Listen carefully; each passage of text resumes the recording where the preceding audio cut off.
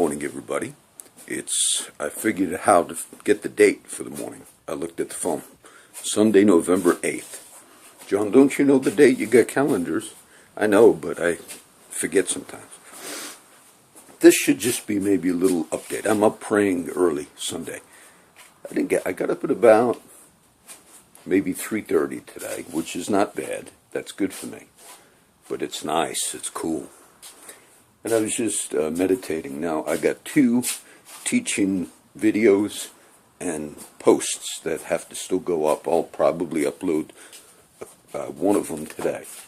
And on those teaching videos, what I wanted to do, and I've been wanting to do that for a while, was explain the New Testament understanding of grace and how it is so strong in the New Testament by the writings of Paul the Apostle that we are not under the law.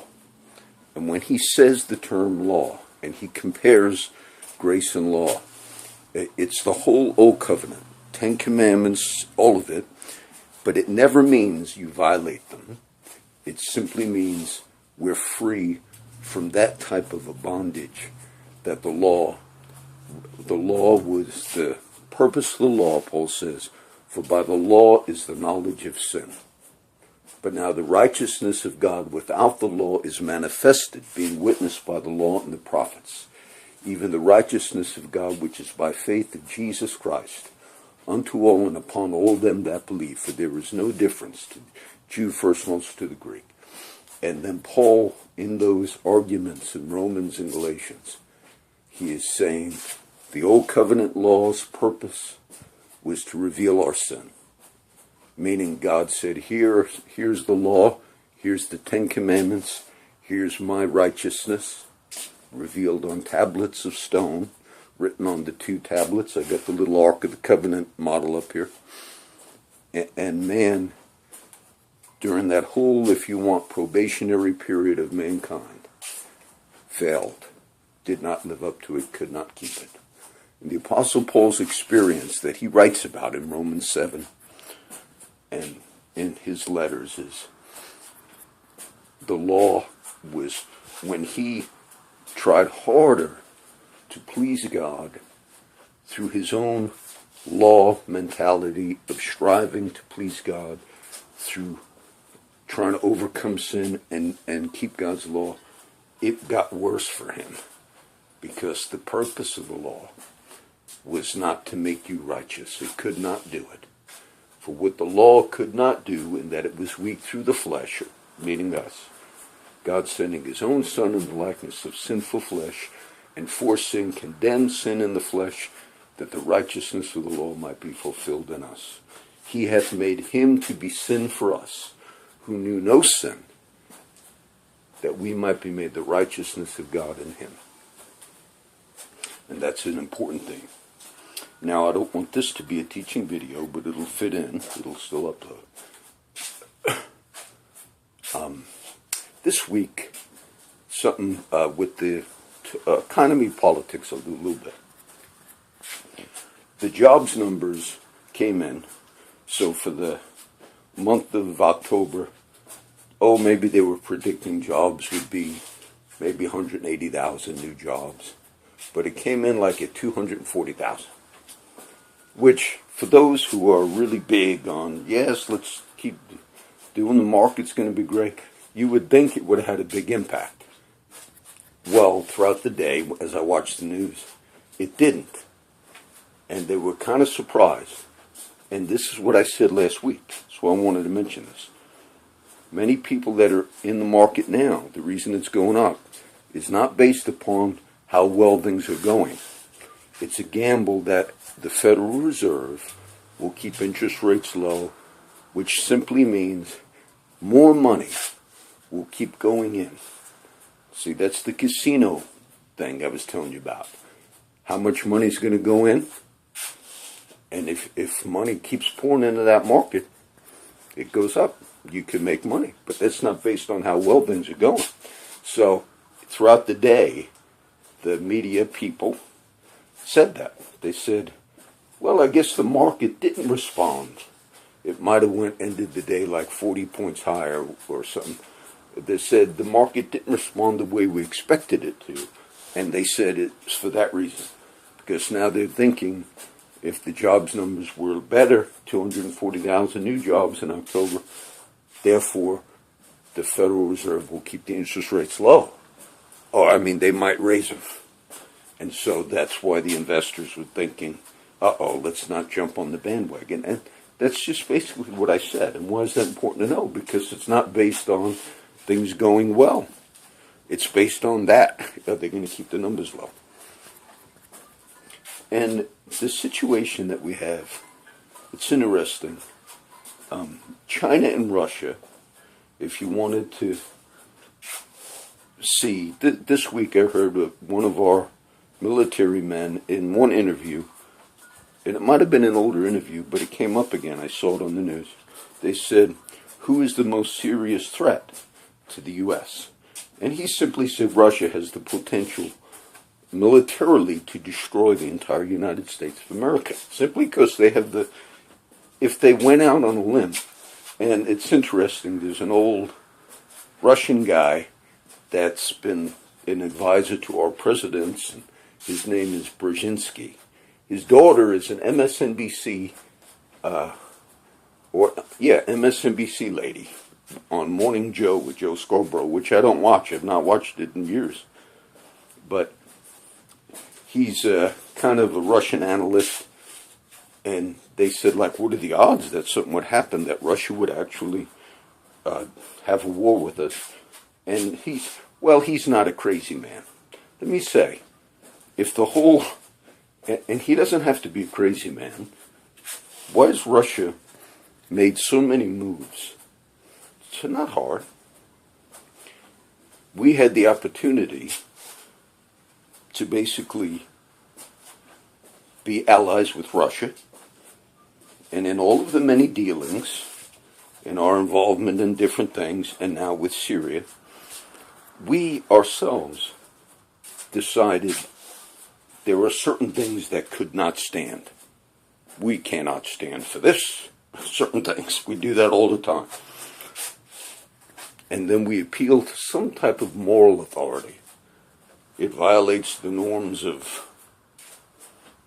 But when we make decisions that other countries say cannot stand, we act on them militarily, and people die. Well, then how come if we do things that other countries say that cannot stand, we do it anyway? I'd hate to agree with the atheistic philosopher I was quoting in the last few posts, but I forget which one now. But he said, words only have meaning when they're backed up by people that have power and that can enforce their meaning. And in that case, I hate to say that atheist was right. It's one of the atheistic philosophers. I forget if it was Nietzsche that I was teaching on. So in the situation with Russia, over a period of years, we involved ourselves in various countries. And we do it through NATO. And we do it in a way that kind of like is really the U.S. doing things. And then we started getting right on the border of Russia, trying to get the border states that broke away from the former Soviet Union into NATO, which we promised we wouldn't do that. And we tried to get Ukraine right on the border, sort of into NATO. And Russia also, there were many people, the north of Ukraine, in the area called the Crimea, and there were many Russians that were there in Crimea. And many of those Russians, like 90% of the population, wanted to go back to Russia. Yes, make us a part of Russia. We didn't want that. The U.S. did not want that. Those people wanted that. Those Russians living in the Crimea, north of Ukraine, said, yes, we all, 90-something% wanted to go back. But we didn't want it. And I remember they did a referendum, a vote. And it was a legitimate vote. And it was like 90% said, yes, we want to go back to Russia. And I remember John Kerry at the time saying, We're not going to recognize that. So we are for democracy. But if 90% of a population of people say, yes, we want to go back to Russia, if it's not in our self-interest, we initially said we will not recognize that. What about the norms? So we try to get Ukraine into NATO, kind of like, which in order, if that happened, it would be like having an enemy on the border of Russia. Russia knew that. Everybody knew that. And it was made known. So Russia got to a point, and Putin got to a point where they just decided, there's no stopping the West. We're going to have to do what we need to do. And that's why they began going into Syria. And now we put 50, they basically, we had been bombing in Syria, and then we said, we're not going to put boots on the ground. And then last week, President Obama said, well, we're going to put 50. And it's really not boots in the sense of the big army, but we're putting those guys to give direction on the ground. If they get in a firefight, yes, they're going to shoot and kill. And Obama took criticism for it. But why are we doing it? We're not, if we were really, if our goal simply was, we're going to fight ISIS there, and we didn't want to put boots on the ground, not even 50 advisors, but now we are, because the strategists are saying to the president, look, Russia's going in. And they got boots on the ground, and they got the Iranian army going in. And Iran, ever since they signed that nuclear accord, have been violating all the other things. They made it known. They took another American hostage a few weeks ago. They shot a long-range ballistic missile, which was a violation of another treaty. Iran basically signed that nuclear agreement, which the first inspection, they already swabbed the place, cleaned it out. Iran basically took from these negotiations that we had for this Iran nuclear accord, they took that as seeing this as weak. And now they made it known. Nothing else, the U.S. said, is based upon, meaning if they want to violate every other rule, every other law, our nuclear accord with them is only strictly based on whether or not they comply with the nuclear accord. So if we lift sanctions and give Iran all the extra money, and if they do a million other terrorist things, bad things, it's still, we will honor the accord. Nobody, the media people are pretty smart. I'm surprised nobody has ever once asked. Being we're giving Iran all this extra money by lifting sanctions, would it be a violation if they bought nuclear bombs? They work with Russia. Would that be a violation if Iran said, you know, we're going to use all this extra money by lifting the sanctions, and we promise we will not produce one, but we're going to buy a ton of them from Russia? I mean, technically, I guess they could do that. So, I do see Russia, and when they went into Syria and kind of backing up President Assad, now we see it, we better do something, because it'll look bad on the world stage if Russia and now we put 50. I watched Apocalypse Now yesterday. I don't watch a lot of, on the weekend I decided I'm going to watch like one movie on a Saturday just to get away from all my studying and all. So I watched Apocalypse Now. I like it. I got a few different ones. Marlon Brando made a statement. Oh, I guess I'll drop the F-bomb again. It's not out of anger. I'm going to quote him. And I missed it before, but in the movie Apocalypse Now, you know, Marlon Brando is this rogue ex-Vietnam guy that was very honored in the military, and then he went rogue. It's a very good movie. I remember when it first came out and seen it as a kid. So Martin Sheen goes in as an assassin, and he's got to assassinate Marlon Brando because the U.S. military sees him as a threat. And so they're going down a river on a boat. Robert Duvall, Martin Sheen, Marlon Brando plays this military guy who went rogue. And so as Martin Sheen is hired by the U.S. military to assassinate Marlon Brando, he begins reading all of his dossier and all of the things, and he begins seeing that Marlon Brando had a great career. And in the movie, he plays that role. And why does the U.S. military want to get him? So Marlon Brando, he's actually not in Vietnam. Technically, he's in Cambodia, which there was, of course, tragedies in Cambodia took place. So Martin Sheen finally makes it to the little encampment, this village where Marlon Brando is turned into like this god. He's taken all these natives, and he's like, like a peace activist type thing. And then he begins, takes Martin Sheen in, who's his assassin, and he begins reading things to him. How the U.S. military, in the movie it shows, use propaganda, use things, and it's very interesting for that time, for that to come out. And Marlon Brando makes a statement, here's the F-bomb, and he says, our soldiers cannot write fuck on the side of their planes because it's obscene, but yet we can fly those planes and kill all these women and children. It's an extreme view, obviously, but understand, it was correct. We deemed a word as obscene, but we're doing that today. When ISIS destroys these artistic sites, and they've been doing that in Syria and places where these old monuments, statues and so forth, they've been destroying them. And whenever they're destroyed, the media outrage is almost like, and they say it, this is an unconscionable crime. But yet, the people that are being killed and the children, the same outrage is not expressed in that. And so Marlon Brando's right. We deem things obscene, and yet the taking of life is not even, we lose the value of that.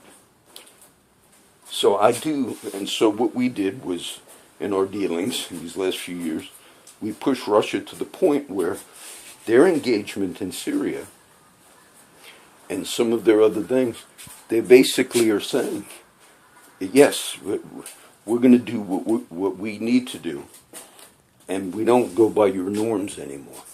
And you hear me talk a little bit about how our country was founded, a revolutionary war, and the things with the Indians. And I'm sure many Indians and others said at the time, you can't do this. You can't just come in and take our land like this. We can, if we have the ability to kill you and do it, we can. You can't just revolt against the crown, you U.S. colonies. You can't just revolt against the crown. We have law. We can if we decide to shoot you and kill you. And this is not a debate on the Revolutionary War or the tragedy of the American Indian, the Native American, as Pop says. This is just a little lesson in who makes the moral standards in society, in the world. If you have the power to do it, you do it. When we were going to initially go into Syria and said, we're going in to get ISIS, we're not going to really hit Assad, we're just going to hit ISIS, which was to his benefit, even though we said Assad must go. And they asked one of our military people on the media, are you going to get the permission from Assad? Because it's a violation of international norms to do any flyovers or military action in another country without the permission of the leader of that country, regardless of how wicked or good you deem him to be. And we smugly said, permission? Come on. We do what we want to do. That's what we said. And Russia now, they're in there. Before they shot those first rockets 900 miles from the Caspian Sea a few weeks ago and hit the spots in Syria, hit ISIS. One of their generals walked into our embassy in Iraq and said, we're gonna bomb today, and if your planes are in the way. And he was mad. It says he was mad, the media reported. And 1 hour later, I would bet you it's because they told the U.S. the day or two before, we're going to launch these rockets. And they probably said, you need to keep your planes out of the sky for this day. They probably said that. And supposedly we were going to coordinate. And we probably said, no, we're going to keep flying. Just like when we put our ship, we sailed a battleship within the 12-mile radius of those islands that China is building. China is taking this another same thing like Russia, decided, no, we're going to do what we need now. And China decided on its own to start building islands. It's kind of ingenious, right in the middle of the areas of the China Sea that are disputed. A lot of countries over there dispute whether that territorial water belongs to which country. So that China started building a few years now these little islands out there, and then when they build the islands, they're building bases and things, military capacity. And then they're claiming that it's now China territory. And so anything within the 12-mile radius of those little islands, they're saying is our territory. Now, this is a big power grab that China basically is saying, where this is how we're going to claim land. Look, Russia's going to do some of that in the Antarctic. They planted a flag under the water in the Antarctic, and they got like 40-something icebreakers, and we have like one or two. These are big ships that can go through, break ice, and what they're doing, why do they have 40-something of them? Because Russia borders with us, right, where Alaska is. And so if they can take parts of that and start doing what China's doing. So what we did was we sailed one of our battleships last week, 10 days ago, and we went in the 12-mile radius just as a test, just to say we're not going to recognize this. And China gave a warning and said, this is you're impinging on our sovereignty. We consider this a great threat. But the reason these things are being done is they've been emboldened for all types of things to say we're now going to do more than we've done, and we're going to make it known. And so I really do think that things are not,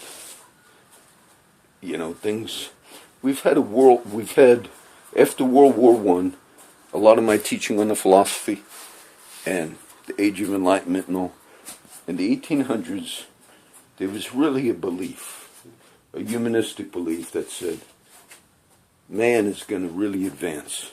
Man is going to really advance. You're not going to see these things anymore. We're going to go into a new age. And then when World War I happened, it rattled a lot of that belief, both within Christianity and the philosophers and thinkers. But they said the way they rationalized it, those who said everything's going to be real good now, they said that was the war to end all wars. And then you had World War II. And people gave up on that philosophy that humanity of its own is going to become righteous and clean and holy. And now I don't give up on the hope of the church, but I'm saying that rattled people. And do we ever think there will ever be another war? If there'd ever be a World War III, that would be what it would be. It would be some incident with Russia and China, the U.S., and then there would be battle lines drawn. And I do believe if it's ever going to happen, it would be something like that. And, we have to be careful on the world stage.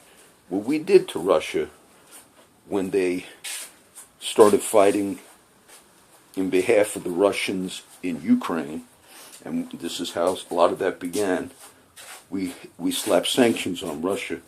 And those sanctions were pretty rough, and they kind of like were crippling their economy. And depending how your political view is on what I was explaining, you could blame us for pushing Putin to the limit. Mikhail Gorbachev, who lives in the United States, the former leader of the Soviet Union, who was perestroika, and he was the one, glasnost, he made the change. We're going to move into the modern world and we're going to abandon communism and all. He said last year, he said, the U.S. is crazy because they're pushing Putin to war. So the people behind the scenes saw a lot of our actions as being responsible for what's going on. And if there is going to be one, it would be out there. It would be something like that. When you see how long do we go? 25 minutes. This is just going to be a commentary video. Sunday morning, I'll get it up maybe today. But when you saw a lot of the postings of the G.I. Joe was easy, the cop that was going to kill the council lady that was going after him. If you see the video of that council lady, when she found out that that cop, Glenowitz, was going to get her because she was going to expose crimes. If you followed that whole story closely, that department did not want to admit, and if they could have, they would have not admitted that that cop killed himself. Because the coroner in that area, the coroner knew it was suicide. And when he started leaking a little bit, the police in that area slammed against him. Said he overrun in the investigation. They would not have revealed. And so it makes you wonder. I wonder how many cases where council people were murdered and you never found that out. Where maybe some of that actually did go on and you never knew. How many cases? You don't know. If you're in a small area and an officer goes out to some area, there's some shootings. I'm not going to do all that here. And if witnesses said, who killed this guy in the field out here? Who shot him? You might have two witnesses that said, we saw a law enforcement unit in that field. And they might even say, we witnessed the law enforcement person shooting these people out here. Now, if that witness was two of them or one, who do they report that to? And if they have the gall to actually report it to the law enforcement in their city or county, and all you knew was you saw law enforcement shoot, what would prevent them from you having an accident? How many, and a lot of this has gone on. Some were caught over the years and some were not. And people just assume, surely that doesn't go on. So that one little case, because it had national attention on Officer Glenowitz, his suicide and all, it showed you that even in the media, they did not want to report the truth on that. And there had to be pressure. Some of the news organizations began pressuring, began asking questions, and then finally it came out, we're going to have to report it was a suicide. If there wasn't media pressure, they would have not, I don't think they would have reported it was a suicide.